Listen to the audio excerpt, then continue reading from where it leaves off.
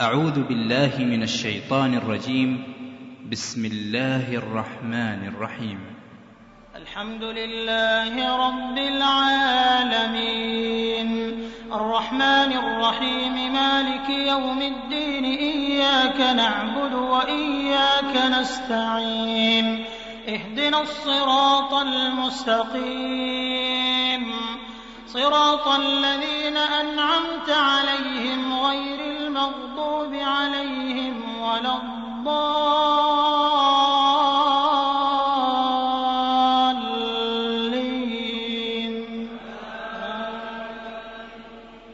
أشهد أن لا إله إلا الله وحده لا شريك له وأشهد أن محمدا عبده ورسوله الذي من لا نبي ولا رسول بعده.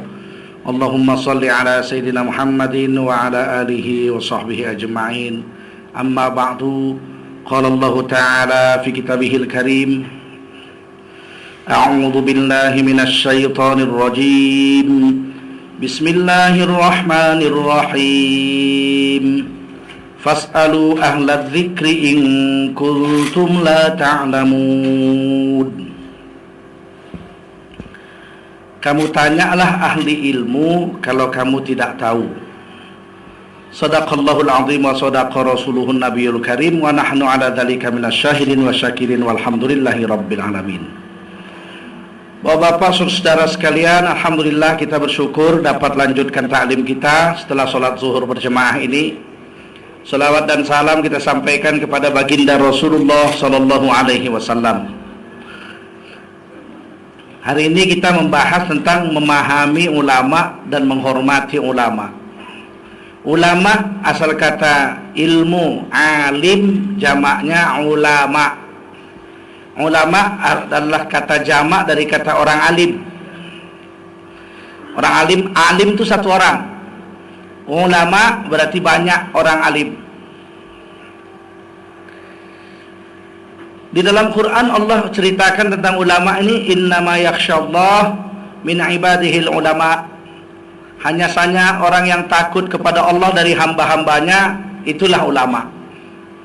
Jadi bukan orang yang tidak dibilang Allah, sesungguhnya orang-orang yang alim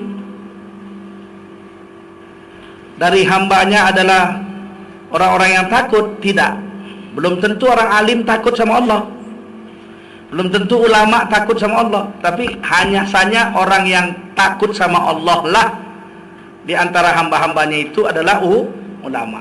Jadi orang yang berilmu tinggi takut sama Allah itu ulama. Tidak disebut Allah innamal ulama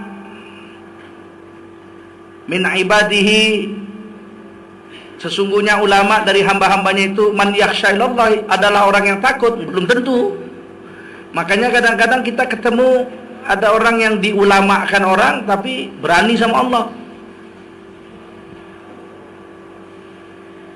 Tetapi orang yang takut sama Allah berilmu pasti ulama. Nah, pentingnya peran ulama ini di zaman dulu karena kan Al-Quran belum dicetak. Waktu itu Quran dihafal. Kalaupun ditulis di tulang, ditulis di batu, ditulis di kulit. Karena waktu itu kertas belum ada. Zaman Rasulullah nggak ada kertas. Jadi ditulis di batu, ditulis di kulit, ditulis di tulang. Ya. Sebagian besar Al-Quran itu hanya dihafal saja. Nabi hafal, Abu Bakar hafal, Umar hafal, Utsman bin Affan hafal, Ali radhiyallahu anhum, mereka semua hafal. Ubay bin Ka'ab, Abu Musa al-Ash'ari, Ibnu Mas'ud, mereka semua radhiyallahu anhum hafal. Mau beli Quran nggak ada, mau beli di mana? Ditulis saja belum. Hadis sama aja, wong Quran aja nggak dicetak, apalagi hadis. Nah, mau belajar agama dari mana? Ya dari orang. Mau kemana? Perpustakaan nggak ada. Mau belajar sholat, ya jumpa orang. Mau belajar wudu, ya jumpa orang. Nah, jadi ada orang baru masuk Islam, nanya sama sahabat, aku udah masuk Islam nih, apa tugasku sekarang? Sholat. Sholat itu gimana sih? Oh begini, kamu mandi dulu kalau berhadas besar. Hadas besar itu apa sih? Kalau kamu ngeluarin mani atau campur sama istrimu, oh ya, oh saya enggak sih, saya mandi dulu karena baru masuk Islam mandi. Cara mandinya gimana? Nih, siram dari kepala sampai ujung kaki semua harus basah. Niatnya mandi junub karena Allah. Mandi. Wudu, gimana sih wudu itu? Wudu tuh begini. Nih, diajarin cuci tangan. Tangan terus muka 3 kali, tangan, sapu kepala, cuci kaki. Nih, begini. Oh ya udah, begitu aja. Sebab mau cari buku, di mana ada orang jual buku? Dijual buku tentang wudu, kertas saja belum ada. Dah, nggak nanya-nanya, dalilnya mana? Enggak, orang dulu mah nggak ceriwis. Kalau kata sahabat, kau mau sholat harus wudu dulu. Bagaimana caranya wudu? Wudu tuh begini, ya udah. Nanti dia cerita sama anaknya, sama istrinya. Kalau mau sholat wudu dulu. Gimana caranya wudu? Begini. Bapak tahu dari mana? Dari Abu Hurairah. Tadi saya belajar sama dia. Ya wes. Istrinya pun nggak cerewet. Dalilnya mana? Qurannya mana? Hadisnya mana? Bikin bingung aja. Itu Abu Hurairah bilang begitu, ya udah. Nggak mungkin Abu Hurairah bohong. Turunlah sama anaknya, istrinya. Ntar anaknya punya anak lagi. Gini. Wudu tuh begini kalau mau sholat. Dari mana? Bapak tahu? Dari mbahmu. Yang ngajari saya mbahmu. Ya cucunya pun nggak cerewet, nggak nanya mana Qurannya, mana hadisnya. Nggak cerewet begitu. Mbahmu dari Abu Hurairah. Lah kalau mau tahu datengin ulama, tanya dalilnya kau hafal. Mau ditulis nggak, ada kertas. Ya deh Pak, saya mau ke masjid, jumpa ustadznya di sana. Mana dalilnya wudu? Ya idza qumtum ila shalah faghsilu wujuhakum wa aydiyakum. Dihafal sama anaknya. Anaknya pulang, "Mbah, saya hafal dalilnya wudu." Dari mana? Tuh, saya tadi ke masjid. Kalau kamu mau sholat, sapu wajah, cuci mukamu, tanganmu, sapu kepalamu, cuci kakimu. Surah An-Nisa. Oh. Mbah hafal? Enggak. Terus mbah taunya dari mana? Dari Abu Hurairah. Abu Hurairah tahu dari mana? Dari Rasulullah. Rasulullah tahu dari mana? Dari Jibril. Jibril tahu dari mana? Dari Allah. Bapaknya, mbahnya Abu Hurairah, Jibril, Nabi Muhammad, Jibril. Ini namanya sanad. Sanad, pemangku ilmu. Sanad. Sampai tahun 100 setelah Nabi wafat, Quran sudah ditulis zaman Utsman bin Affan 9 jilid. 9 jilid. Zaman Abu Bakar ditulis di atas sebuah tikar yang lebar, digulung udah. Mana Quran? Tuh, 1 tikar. Zaman Khalifah Utsman ditulis jadi 9 jilid. 1 jilid 30 ikat. Karena kertas waktu itu masih tebel-tebel. Maklumlah masih buatan tangan, belum pakai pabrik. Selembar itu tebel. Bubur kayu digiling pakai tangan, klek, dijemur udah kering jadi kertas. Nah, 1 juz, 1 ikat namanya 1 juz. Jadilah Al-Quran zaman Sayyidina Utsman. 1 Quran 30 juz. Ini 1 juz namanya nih. 1 ikat. Yang gini ini namanya 1 juz. Jadi Al-Quran zaman Sayyidina Utsman 1 Quran 30 kayak gini. Kenapa? Karena kalau dijadiin 2 juz, juz itu 1 jilid namanya. Kalau 2 juz diikat jadi 1 nggak bisa dibuka, kertasnya tebel. Ngerti? Kalau kertas tebel kan nggak bisa dibuka kan, nyangkut dia, ikatannya ini nyangkut gini. Jadilah Quran itu 30 juz. Sampai sekarang juznya nggak dibuang, menghormati perbuatan sahabat. Walaupun zaman Rasul nggak ada juz, mana ada juz. 9 provinsi Islam dikasih Quran satu-satu gubernurnya. Gubernur Mekah, gubernur Madinah, gubernur Syam, gubernur Homs, gubernur Yaman, dikasih satu-satu. gubernur Kufah. Dikasih satu-satu, 9 jilid. Khalifah punya sendiri satu. Tahun 100 barulah hadis mulai ditulis. Umar bin Abdul Aziz mulai bingung. Ini sahabat Nabi sudah mati semua. Tahun 100 tinggal paling-paling tinggal beberapa orang lah. Anas bin Malik umurnya 120 tahun. Tahun 100 umumnya udah mati semua. Jadi bagaimana ini? Supaya jangan hadis hilang, ditulis. Quran udah siap, udah ditulis. Quran sudah ditulis. Zaman Sayyidina Utsman sudah 9 jilid.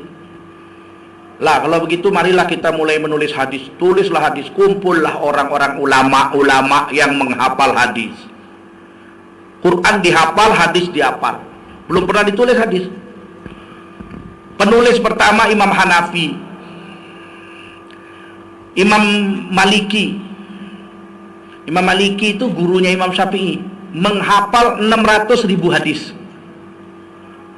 Ditulislah kitab 90.000 hadis berhasil ditulis. Imam Syafi'i hafal 600.000 hadis. Berhasil ditulis sekitar 30 ribuan. Imam Hambali murid Imam Syafi'i hafal 1 juta hadis. Berhasil ditulis 30.000. Imam Bukhari hafal 600.000 hadis. Berhasil ditulis 30 ribuan, 20 ribuan. Terakhir yang sahih menurut Imam Bukhari 4.300-an. Imam Muslim hafal 600.000 hadis, berhasil ditulis 4 ribuan. Terus ke bawah. Sekarang seluruh hadis yang tertulis itu sekitar 30.000 hadis. Kenapa Imam Hambali yang hafal 1 juta hadis hanya menuliskan 30.000 hadis? Sebagian orang sekarang bilang, wah karena hadis yang 1 juta itu doib, maka yang ditulis cuma yang soheh-soheh. Enggak, salah. Buktinya dari 30.000 hadis yang ditulis, banyak yang doib juga, tapi ditulis. Kenapa hanya 30.000? Jawab yang betul adalah karena nggak sempet nulis yang 1 juta itu, dan tidak ada kertas untuk nulis yang 1 juta itu.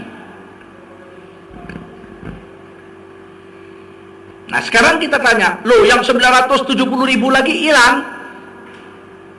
Yang dihafal Imam Hambali 970.000 lagi hilang karena 1 juta cuma ditulis 30.000? Tidak, nggak hilang. Dari mana nggak hilangnya?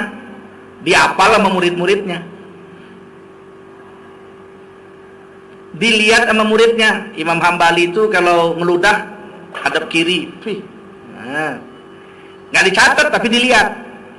Imam Hambali itu kalau ada orang baca Quran di kuburan, dibiarin, boleh.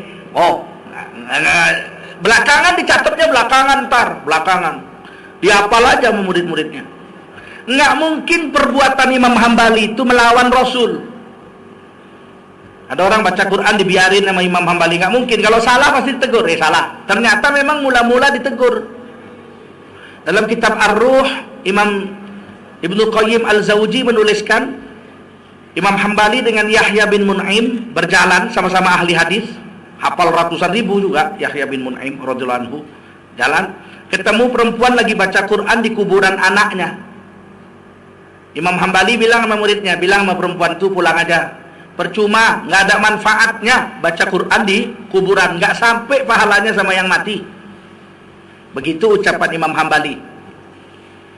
Kasih tahu sama muridnya, bu pulang aja, kata Imam Hambali, percuma, nggak sampai pahalanya, pulang aja.